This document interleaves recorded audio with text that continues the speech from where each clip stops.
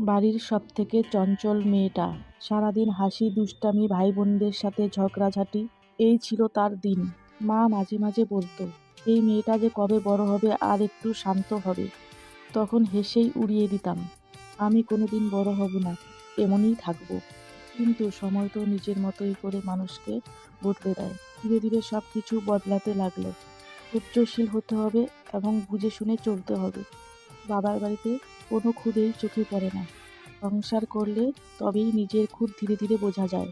বিয়ে শুধু নতুন সম্পর্কই দেয় না, নিজেকে নতুন করে চিনতে শেখায়। কারণ সংসার হলো সেই আয়না যেখানে নিজের খুঁতও দেখা যায়। একা হাতে এই সংসারটা সামলাতে হবে কোনোদিনও ভাবিনি। সংসারের হিসেব, বাজার, দায়িত্ব কোনোটাই আগে করে আসিনি।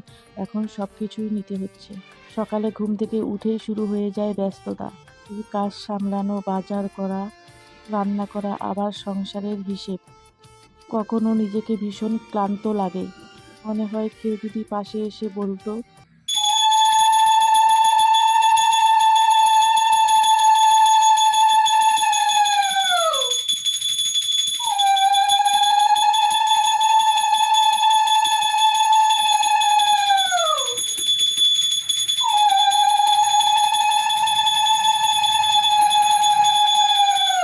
তুমি একা হাতে এত কিছু করো, তোমার কষ্ট হয় না?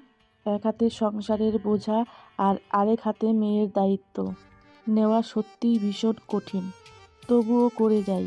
কারণ ভালোবাসা আর দায়িত্ব মানুষকে শক্ত করে দেয়। কারণ সংসার শুধু কাজের নাম নয়, সংসার হলো ভালোবাসা, ধৈর্য ও দায়িত্বের এক সুন্দর লড়াই। এইসব করে কষ্ট তো হয়, ক্লান্তিও আসে, কিন্তু নিজের কাঁধে যদি সংসারের পুরো দায়িত্ব থাকে, তখন সেই ক্লান্তি কোথায় যে উড়ে পালিয়ে যায়। তো বন্ধুরা, কাজ করতে করতে আজও অনেক গল্প করে ফেললাম। তোমাদের আমার এই গল্পগুলো কেমন লাগে অবশ্যই কিন্তু জানাবে।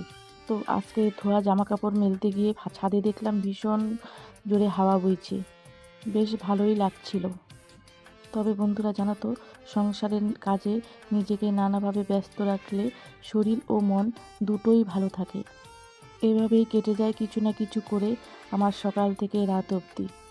তারপর তোমাদের সাথে যখন আমার গল্পগুলো শোনাই, তখন আমাকে ভীষণ ভালো লাগে।